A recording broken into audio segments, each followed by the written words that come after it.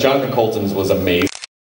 And basically, they had a bunch of different people cover the theme song, like Paul and Storm and Dragon Boy Suede. And, I was seriously considering stealing that idea because it was so brilliant. But then I was like, douchebag. Yeah. No, that's not. You just called me a douchebag? No, I would have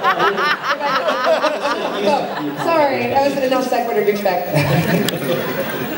But yeah, so that's our origin story. Do you prefer?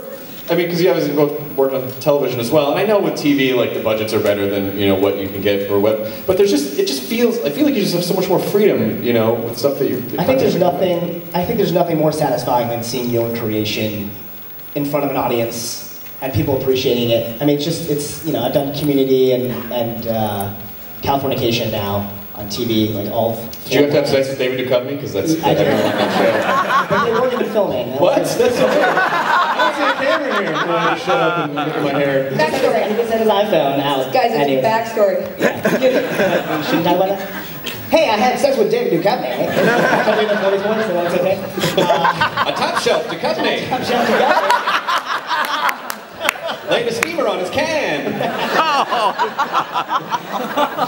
But the pitch for that show. So the pitch for the show is that everyone wants to have sex with me. Pretty much. And that's it. That's it. All right. Okay.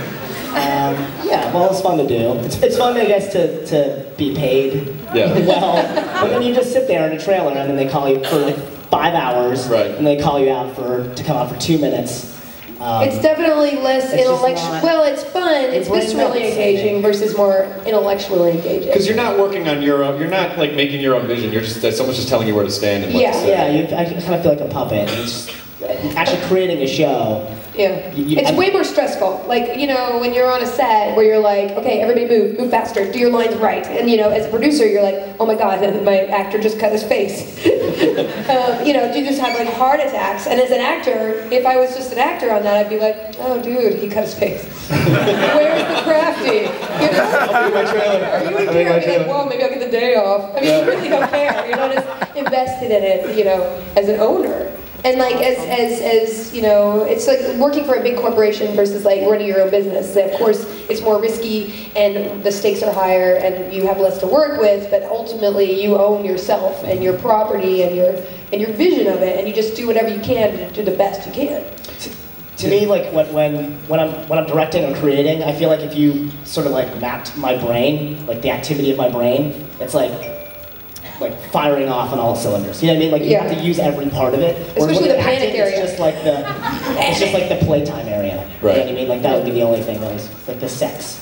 The sex? Yeah, just thinking about the Dragon Con sex? God, now I'm really regretting every scene I've ever acted with you. Like that's where... For whatever, yeah. Sandeep doesn't want you to feel weird. Just know that he's thinking about sex every time he's acting with you. But don't worry about it. It's totally fine. Oh, God.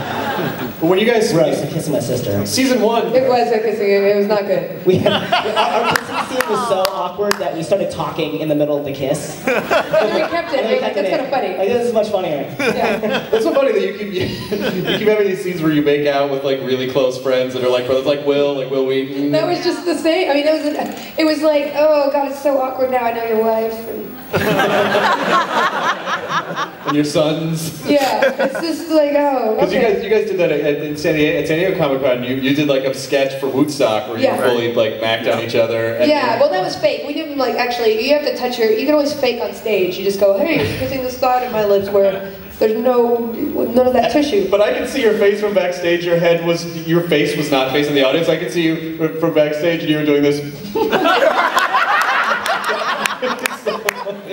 I don't know, it's awkward. If we ever had to kiss for something, it would be awkward. It'd be like, oh. Who wants to see it? I don't know why girls keep saying that to me. Whatever, now it's, oh boy. I want to see it. I want to see it. Chris Hardwick. That's what she said. Threesome. I would pay money. You know how you totally missed on an amazing moment to have like a rising cod piece? Like that would have been the perfect robotic. Oh, something. Wow. Did he just transform into a dildo? Motorized, it would be a vibrator. Oh, the guy's trying to see. Oh, God, he's totally awesome. So when you guys are you're shooting season 1 of The Guild, were there jokes like, "Hey, can't wait till we're talking about season 5 at a panel"? And did you have any idea that the show would continue? No. I mean, you just do one step at a time. Like when you have so much in the meantime to concentrate on, you can't think long term. You just kind of like go by instinct. Like, okay, this needs to get done. Okay, we have to do all the DVD stuff, which is a lot of work. We have to do this. We have to do this. We have to do this, and it's just like step by step by step. Oh, okay, they picked this up. I have to think of a story. You know, it's all very like immediate because there's always so much to do, and we don't have staff. We don't have an office, so we're still. Just handling a lot ourselves, which we're trying to learn how to do better. We're Bumblebee. That's adorable. You brought your own microphone. He's part of every panel. He's hooked up to the AV system. You can't deny him. He's like 6.5, 7 feet tall. It's happening. On a microphone. Yeah. But are you doing any panels here at Comic-Con? Oh, nice. That'd be awesome if there was a Transformers panel with Michael Bay, and then you were just in the back like, bullshit! Really funny! He's got a horn to play.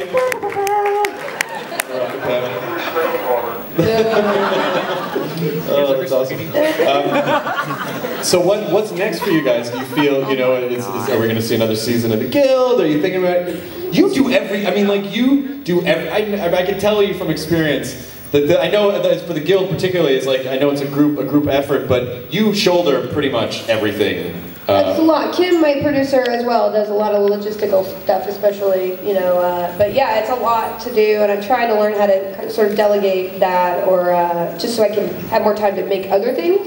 It was a tough year just doing Dragon Age full-time, and then doing Eureka full-time, which was awesome, and then The Guild full-time, and then everything else full-time. It was a very tough year. I definitely learned, the limits of what a lady could do. How long does it take to shoot a season of The Guild? The Guild is ongoing all year, so just because there's not episodes out doesn't mean we're not always, manning Twitter and interacting with everybody, and also, writing. Like, if we wouldn't know if we got picked up for another couple months or something. Then if they do pick us up, I write a couple months, 2 to 3 months, and then we go into production, and then we shoot, in May, and then we edit in June and July, and then we do Comic-Con, and we do all the other conventions at the same time as editing, and then it keeps rolling out. We're editing as we go along. Then we have to make the DVD, which requires a whole other. It's super easy. Yeah. Do it in the morning for an hour, like a workout. No, so it's all consuming. It's amazing. The show really is a cultural phenomenon with it. I mean, especially so few things I think speak authentically to our group of people, and I think that's why it resonates so well. But I mean, just to see like, wow, Neil Gaiman wanted to do a guest appearance, blew my mind, and he was good. Yeah, he was good. He improv. He did some rewrites, and I was like, please rewrite. And he is so funny. Like for a writer, usually writers are just comfortable on screen. You could talk to that. Yeah, I mean, he totally rolled with every, we improvised, and I threw some random stuff at him, and he completely rolled with it, like every time. So I was like, and we had him for 2 hours. Upstaging me, you fucking writer. No, not at all. I was in awe. I was sitting in front of Neil Gaiman. Yeah, I've never seen him, and he was killing it. Yeah. It was so fun. How much improv is there on the show? Not a lot. I mean, I'd say like we always give you your script because the script is often great, and then when we have time on set, we get to play a little bit, and then some of those lines make it in and some don't. So I'd probably I don't know. I mean, I would definitely say Sandeep definitely adds in, the most improv, because he's always coming up with something off the cuff that is spontaneous. Because I can't memorize lines. Like right there, that was an example of something you would do on the show right there. Yeah, actually, that was written before. Oh shit! You did record script, right? Are there some things that didn't make it in this season that you were like, oh, I really wanted to put this in, but it just didn't work with the There was a story? line he wouldn't say. That I still am like, why? I forgot. I mean, that wasn't on purpose. You were like, this is not okay. So with Zabu in episode 2, where Zab is looking at the program, and he's like, oh my gosh, look at all the stuff we can do. And the line that I wrote was, it's like gifted school, it's like gifted school weekends gone wild. And he was like, this isn't funny. And I was like, what's moderately? It wasn't funny. It was just like, it was even longer than that. It was We're trying longer. to find a way to shorten it. Because I went to gifted school on weekends, and that's why I wanted to put it in. Nobody else got it. Did you guys go wild at gifted school? No, I did. I was head of the newspaper. This one time at gifted Nobody school? gets it. Yeah, I agree. No, but there's always, I mean, I just don't remember what I did. So whenever I see the final product, it's very rare that I'm like, oh, I wish we did that take, because when you're in the moment doing the improv, it's just so, it just comes in and it comes out and then it's just out of your brain. You know, it's so like ethereal. You know what I mean? Yeah. Like, when you do improv on stage, like it's hard to remember the show afterwards. It's just like, you're just like a vessel for Zabu, and you don't even know when Yeah, he's man. gonna pop up. We're talking to him now, we're talking to him later.